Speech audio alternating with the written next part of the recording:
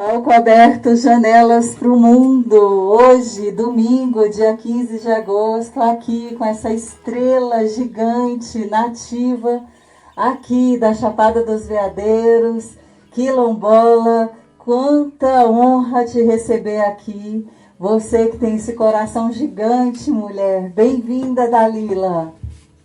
Obrigada. Primeiramente, agradecer a Deus, né, por ter participando de um evento tão bonito que você constrói com amor, com carinho, Regina. Muito obrigada por esse convite, por estar participando do seu espaço, né? E agora, assim, tão mais próximo, né? Assim, eu tô muito feliz de ter sido convidada, de estar aqui. Só tenho a agradecer a Deus por mais esse espaço, por mais essa divisão de sabedoria, né? Porque eu sou um pouco de sabedoria com a sua sabedoria e a gente se envolve nessa etnia cultural que tem muita maravilha nesse nosso município, né? Nessa nossa chapada. Tem horas que eu paro e penso, será que eu vivo num lugar com tanta cultura, com tanta magia, com tanta alegria, com tanta religiosidade, com tanta fé e tantas pessoas que vêm para contribuir com nós, como você. Muito obrigada, viu? Então é nós, né? Dalila Kalunga. A Dalila já faz parte aqui do movimento cultural, ela sempre está envolvida, é uma artesã de mão cheia. E você participa dos movimentos culturais com a sua família desde o útero da sua mãe, é isso mesmo? Infelizmente não pude desde o útero da minha mãe, mas a partir dos 5 anos de idade eu já participava das culturas locais Quilombo Kalunga. E você fica mais na região de Teresina por agora, ou você já morou pro lado de cá? Porque o quilombola, ele é gigantesco pro lado de cá, né? Fala um pouquinho pra gente dessa região, do território e onde que você tá ficando. Bom, eu já morei um pouquinho em Monte Alegre, já morei um pouquinho em Teresina e hoje eu tô em Cavalcante, que é na comunidade Quilombo Kalunga Engenho 2, minhas raízes mesmo, de verdade, local, né? Engenho 2, comunidade tradicional de Quilombo, e é lá que meus tataravós vieram e até hoje resistimos lá e eu tô aqui. Naquele banho azul lá de Santa Bárbara? Naquele banho azul de Santa Bárbara. Vocês são muito merecedores. Povo africano a gente já sabe, né, Brasil? É quem levantou e ainda mantém esse Brasil em pé, né? Como é que você, Dalila, lidou com tanto preconceito, né? Porque aqui a região, eu tenho a impressão, né? Eu moro aqui só tenho 11 anos, é pouco, né? Mas quem nasceu e foi criado aqui é diferente. Porque a impressão que me dá é que porque tem muito povo calunga, o preconceito é menor do que o povo preto que mora nos grandes centros. Estou enganada? Me fala um pouquinho como é lidar com tudo isso, porque houve um marco, né, de um tempo para trás e de um tempo para cá, né? Bom, hoje um patamar está mais estabilizado, mas até aí os meus 15 anos de idade, o foco principal, assim, eu acho que ser chamada de chimpanzé, de filho de macaco e algumas outras coisas que eu detesto lembrar, mas está marcado na nossa história, principalmente como mulher negra. É difícil dizer, né, quando isso parou. As pessoas hoje, algumas, não digo todas, mas só no olhar já dá para você sentir. Quem já sentiu o que é o preconceito contra o negro quilombola no passado, só um olhar hoje já te conta. Né? Só um olhar. Mas hoje as pessoas resguardam mais, tem uma reatividade menos avulsa, menos agressiva, menos ignorante, sabe? Mas por quê? A nossa persistência, a nossa resistência, quanto descendente de negro, quanto descendente de indígenas, né, é que nos faz ser o que somos hoje perante a sociedade. É a nossa resistência e persistência hoje, levando assim num patamar político dentro da sociedade é que está mudando o quadro. Não digo que mudou 100%, mas pelo menos a gente conquistou um pouco e queremos conquistar o nosso espaço maior ainda. Parece que o Brasil ainda está aprendendo a ser humano, né? Dentro desse todo, né? E especialmente essa liderança toda, né? Verdade, Regina. Hoje, o Brasil ele está aprendendo verdadeiramente, dentro da etipologia quilombola, indígena e, digo, cigana, né? A se reconhecer como Brasil. Porque até então, o Brasil, ele era um Brasil europeu, né? Era um Brasil que copiava as nações de outros países. O negro vestia o que achava. Hoje, o negro veste o que ele quer, né? O negro cantava o que o propunha a cantar. O negro rezava o que o propunha a rezar. Hoje, o negro, ele tem o seu direito de ter sua índole, né, africana, sua índole África-Brasil, né? Então, hoje, nós podemos fazer sem censura, sem resistência e sem briga. E ai daquele que tentar tirar o negro de ser negro. Ai, porque não só nós, como sociedade negra, não vamos aceitar, mas eu acredito que hoje, pela fé que o negro quilombola tem, as nossas divindades também não aceitam. Dalila Calunga, fala pra gente. O que você acha desses rumos que estão levando aí a nossa juventude e a importância de se valorizar a nossa cultura popular? Bom, esses rumos, Regina, quando a gente fala assim de juventude e internet, são coisas que estão no conjunto do dia a dia, né? Cabe a nós, sociedade não antiga, mas uma sociedade educada do passado, para o presente, porque se estamos aqui, a gente traz uma bagagem, né? A gente traz uma convivência, a gente traz uma cultura e a gente traz uma vida para entregar para outra vida. E nesse meio tempo aparece a tecnologia, né? Mas o que tem nessa tecnologia que a gente pode adequar? Muitos dos nossos antepassados, eles não tiveram o conhecimento, até hoje não tem, educacional. Porque tudo para se ter para o futuro tem que ter uma educação continuada, né? Nesse sistema de hoje, jogos, Free Fire, essas coisas, tudo tem que ser dosado. A criança, ela já cresce com essa educação com dosagem, né? Porque senão, junto com essas coisas, também vem problemas de saúde, vem problemas de cultura, porque, um exemplo, nós, dentro do território Quilombo Calunga, não somos ninguém sem cultura. Não somos ninguém. Então, cabe a nós que estamos trazendo essa bagagem do passado, colocar isso, integrar dentro das escolas, primeiramente, né?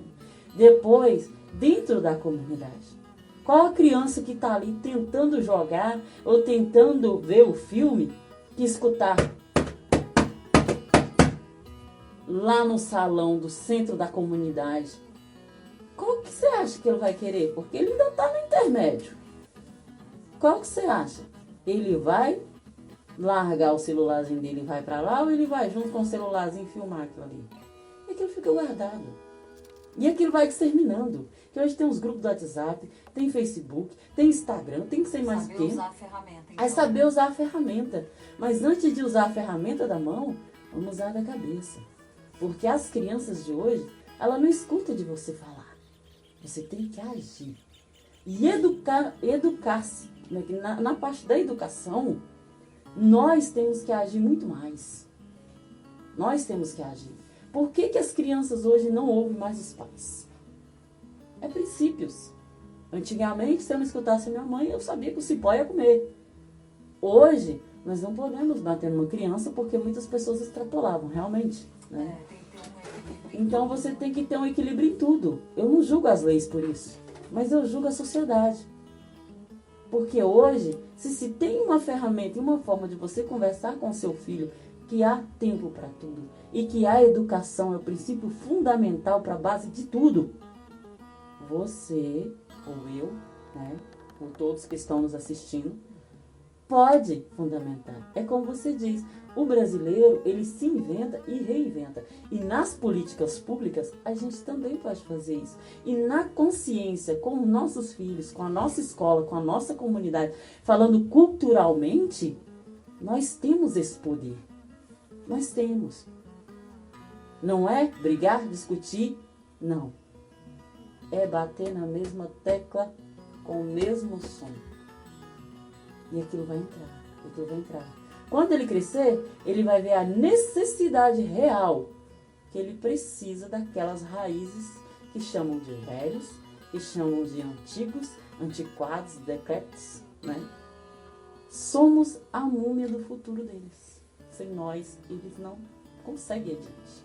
Se os lares Calunga, quilombolas, né, continuam com essa chama acesa, continuam fazendo seus festejos, seus encontros, mesmo que agora com a pandemia tudo muito entre vocês, né, mas não deixa essa chama apagar.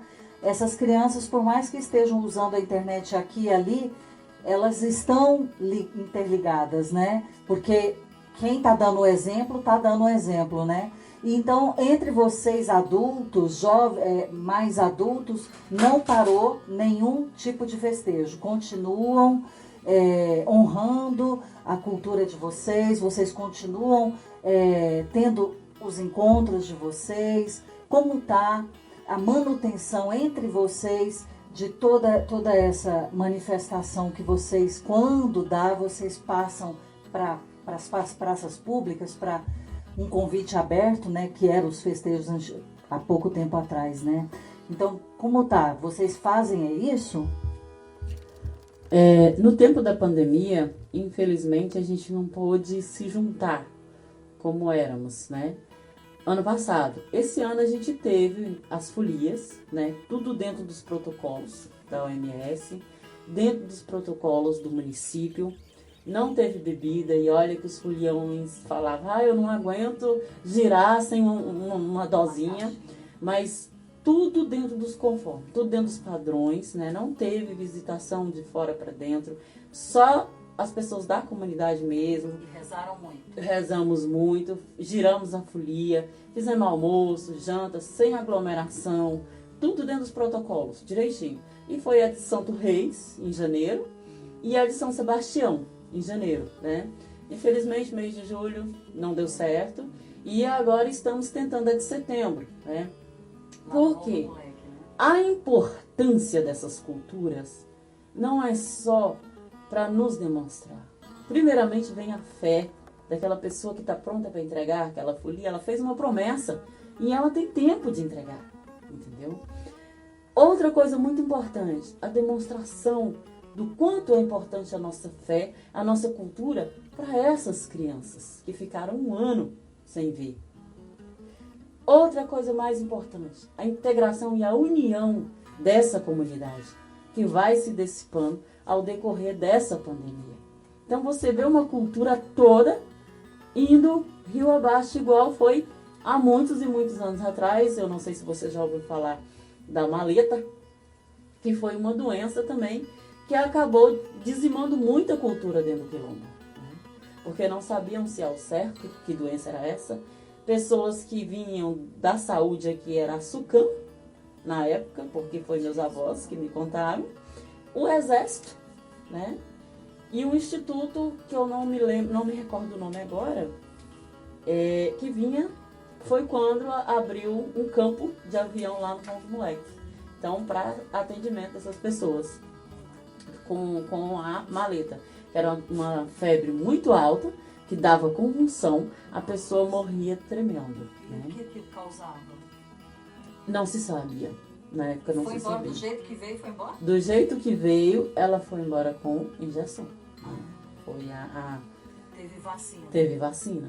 Teve vacina, tanto que hoje raramente você vê falar que acho que já até mudou de nome essa doença. Então, assim, quem me contou foi meus avós, eu não era viva, minha mãe era criança ainda, pequena. Então, esses tipos de doença dizima, né, vamos dizer assim, as culturas, dizima a sociedade, dizima a educação cultural, eu digo na parte cultural, que transforma muitas outras coisas. Mas nos leva também a ter outros tipos de conhecimento, outro tipo de prática, outro tipo de teoria, não deixando de ser o que somos, né? Um povo cultural. E mesmo assim, eu demonstro e volto atrás a questão da tecnologia que é a internet. A gente tem que saber trabalhar a educação cultural, mesmo com essa nossa amiga internet. Fazer dela a nossa parceira perante os nossos conhecimentos e as nossas crianças. E até onde você chegou com os estudos e até onde você quer chegar? Bom, como eu disse no começo, a vida ela me entrega coisas que nem eu sei o que eu vou fazer com ela. Primeiramente, Deus me colocou numa posição de neta, de mulher negra, que foi escravizada mesmo depois da abolição. Você conhece a história da sua família? Que foi a minha bisavó, Gregória dos Santos Rosa. Gregória dos Santos Rosa. Isso. Deus a tenha? Deus a tenha. Deus me abençoou, eu conheci a minha bisavó, já não estava tão lúcida, mas viva, né? E tinha marcas nos dedos das mãos, nas costas, em seu teor, no seu olhar de tristeza profundo. Eu tinha apenas 6 anos, mas eu lembro como hoje. A gente sentava na varanda Samambaia Sul, Samambaia Norte, da casa da minha tia Brasília, na casa da minha tia Luzia, que foi lá que eu a conheci. Numa varandinha entre uma casa e outra, e é da minha mãe. Eu sentava com ela, ela não estava mais lúcida, mas seus relapsos de memória, ela lembrava de muita coisa. E aquilo eu fui me interessando. Eu fazia desenhos. Sussa, o que é Sussa? Sussa pra mim era surra, né? Aí quando ela falava assim, o badeim, que era a vasilha de barro para fazer xixi, botava debaixo da cama, né? Então algumas coisas ela lembrava e eram reais. Hoje eu vejo que eram reais. E aquilo ia me despertando, né? O caboclo, o cabra, né? E aquilo ia me despertando. Então quando eu vim pro engenho, de vez, morar com a minha avó, e minha mãe ficou em Brasília, separada do meu pai, eu fui tendo conhecimento daquilo. Cuia realmente existia. Então se existia, ela lembrava. Um badeim existia. Então se existia, ela lembrava, né? As saias rodadas de renda, se existia. E a Sussa? A Sussa, eu vim conhecer a Sussa, eu tinha 9 anos de idade. Aqui. Vão de Almas. Quando eu fui pro Vão de Almas pela primeira vez com meu tio, folião lá, eu fui na garupa de um burro, eu cheguei lá só Jesus, daquele jeito. Dormi, não tinha barraca, tinha rede e banda de couro no chão. A gente dormia, a galera, a meninada lá, né? E isso foi na casa da minha tia Josa, que Deus a tenha também, uma pessoa muito doce. E assim, eu fui aprendendo, eu fui tendo vontade de sentar, não com pessoas da minha idade, mas com pessoas mais velhas do que eu, para escutar as histórias. Eu sempre gostei de história, então eu sentava do lado das pessoas. Meu avô, ele começava a ter alguns relatos, que é o filho da minha avó Gregória, que é o Isaías, né, dos Santos Rosa. Ele tinha relapsos na memória dele, porque ele também teve derrame, né? E eu não tive tempo de escutar muita coisa. Então, assim, eu gravei algumas coisas que ele falava, algumas músicas que ele cantava, algumas histórias, algumas piadas, coisa de garimpeiro. Então eu fui, sabe, tendo vontade. E depois que eu entrei para a UFT, eu vi o valor que isso tinha. O que é o UFT? A UFT, a Universidade Federal do Tocantins, a qual eu tenho prazer de ter passado no vestibular de cotas para a igualdade racial, né? E foi para um curso que eu queria muito, que era arte e música, né? E que em Globaliza várias atividades que a gente pode estar fazendo, que a gente pode estar praticando. É um curso que não é difícil de fazer se você focar. Eu tenho 5 filhos em casa, uma mãe, agora um esposo maravilhoso que Deus me deu, né? E eu tenho a gratidão de estudar numa universidade que ela é voltada para a minha cultura, que ela é o canal, o viés de eu estar fazendo o que eu vivo, né? De estar resgatando o que eu já vivi para demonstrar para as minhas crianças dentro das escolas. E a lei tá aí, né? Que a gente, quanto quilombola, podemos colocar a educação quilombola nas escolas, assim como os indígenas. Eles já fazem isso, os indígenas. E nós quilombolas estamos deixando a desejar, porque já era pra gente estar com isso há muito tempo. Tem criança hoje, quilombola, que estuda na comunidade e sai pra fora 2 anos, já não lembra mais nem o que é enxada. Então, assim, a importância da minha cultura vem da minha bisavó, Gregória dos Santos Rosa. Aí eu passei por tia Deuselina, que é uma pessoa maravilhosa, é professora, sabe? Uma líder que pra mim é sem igual, né? Chegar de tirar dela, Deuselina Francisco Maia, para dar para todo o território. Porque quem formou a AQK, que é a Associação Territorial, né? Associação Quilombo Calunga dos 3 municípios, Monte Alegre, Terezinha e Cavalcante, abrange hoje 262 mil hectares de terra, foi a tia Deuselina Francisco Maia.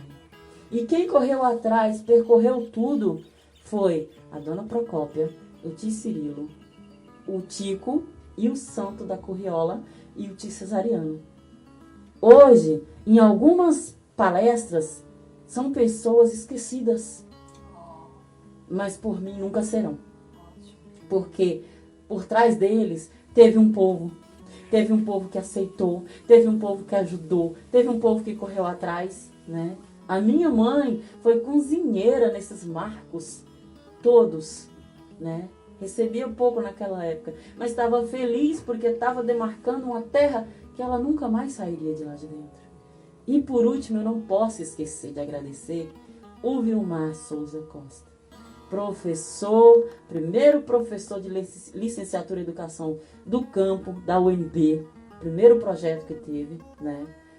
Não abandonou o Calunga, continuou como professor na escola estadual, depois passou pelo município e hoje, graças a Deus, é uma referência quanto quilombola e prefeito desse município e não está deixando a desejar, né?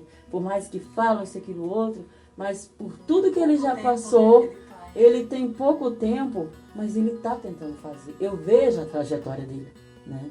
Não estou falando quanto é só quilombola, porque eu tenho nele um irmão desde de moleca, né? Ele também, assim, nunca fui essa santa, mas é uma das pessoas que me orientava na vida. Era o Vilmar, quando eu era mocinha estudando aqui no Ilhéjoy Chaim.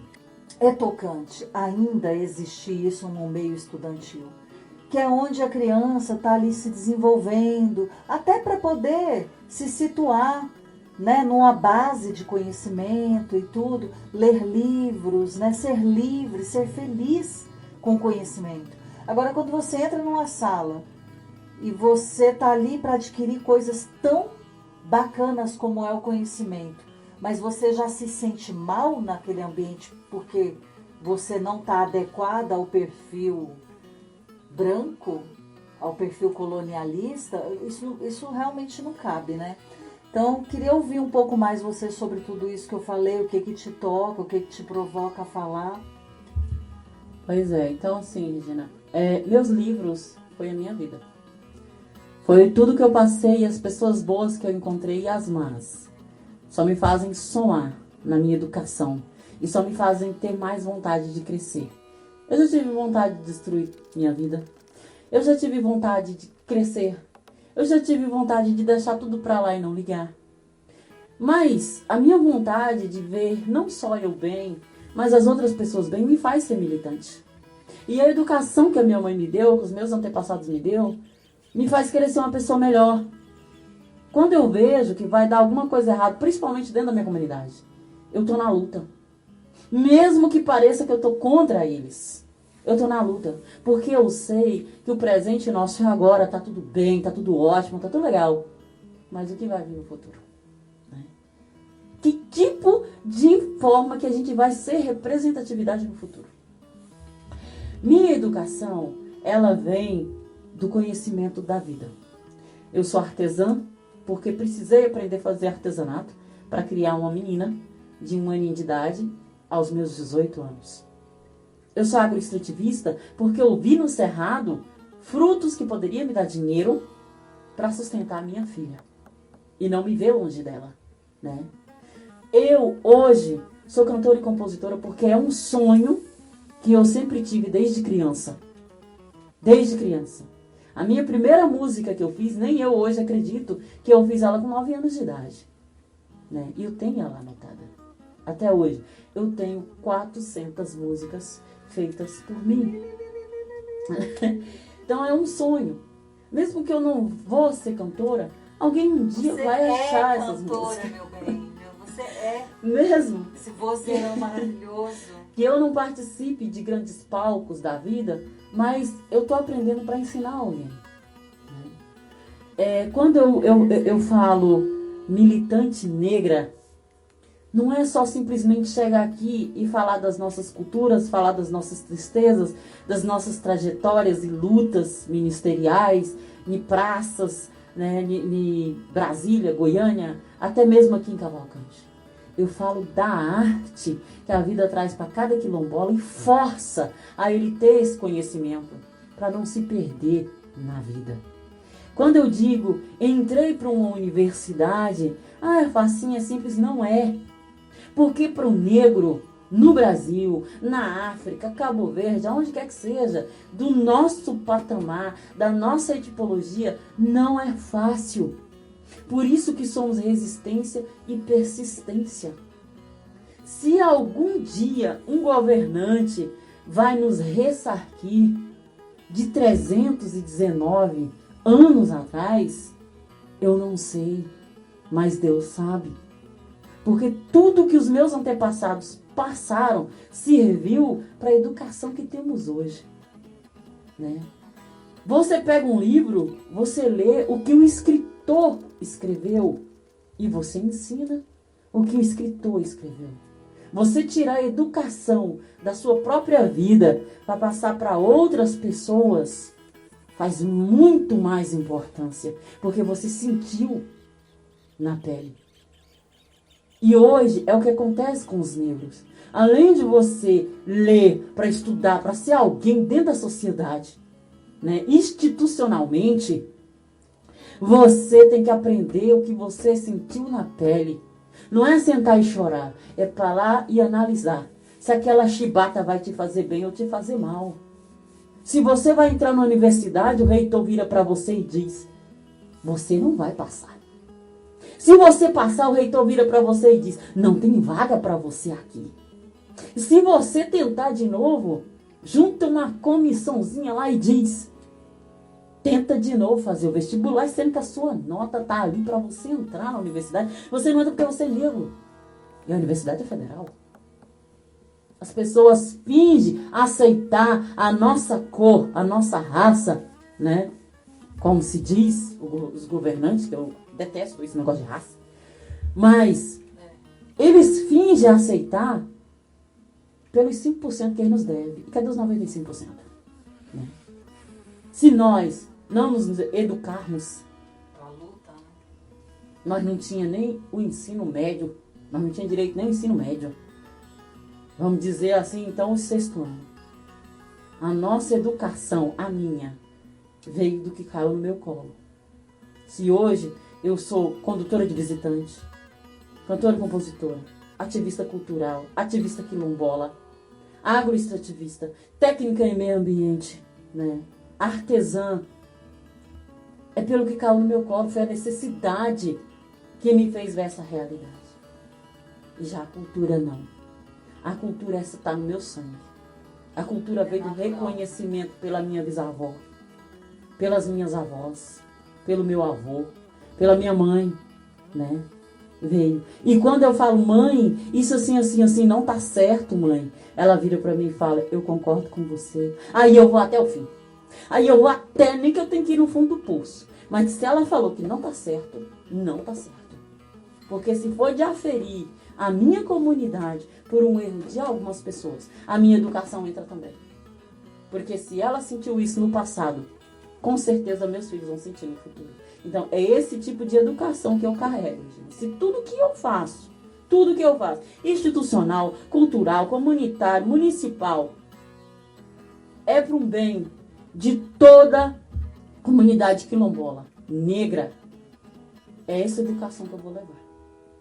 E se eu estiver errada, é um passo para trás ou dois para trás, para dar dois para frente. Porque, além do meu conhecimento, antes de eu expor ele, eu pergunto para os mais velhos.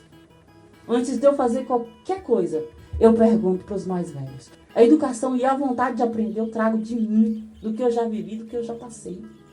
Né?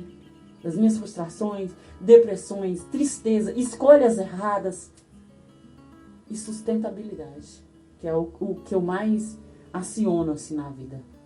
E você acha que na pandemia melhorou mais as relações, as pessoas estão refletindo mais as suas relações umas com as outras, e você tem esperança de um mundo melhor? Sim, eu acredito que sim, né? As pessoas num todo social, elas com certeza pararam e tiveram tempo para refletir, tiveram tempo para isso. Porque a pandemia, ela veio para destruir em massa, igual aconteceu. Mas esse mundo melhor só depende da gente. É o que eu digo, esse mundo melhor, ele está dentro da gente. Se a gente começar a compartilhar, a dividir ele, vai funcionar. A gente tem um mundo melhor. Eu não digo financeiramente, porque isso está na mão do poder legislativo, executivo, né? Eu digo sociedade amável, sociedade acolhedora, sociedade em paz, humilde. Não quero dizer mude de religião, não quero dizer mude de município, mude de cidade. Não, faça acontecer o respeito humano aonde você está. Independentemente se você tem vizinho ou não. Tudo depende de você. Nós somos a árvore que faz frutificar uma natureza. Um mundo melhor.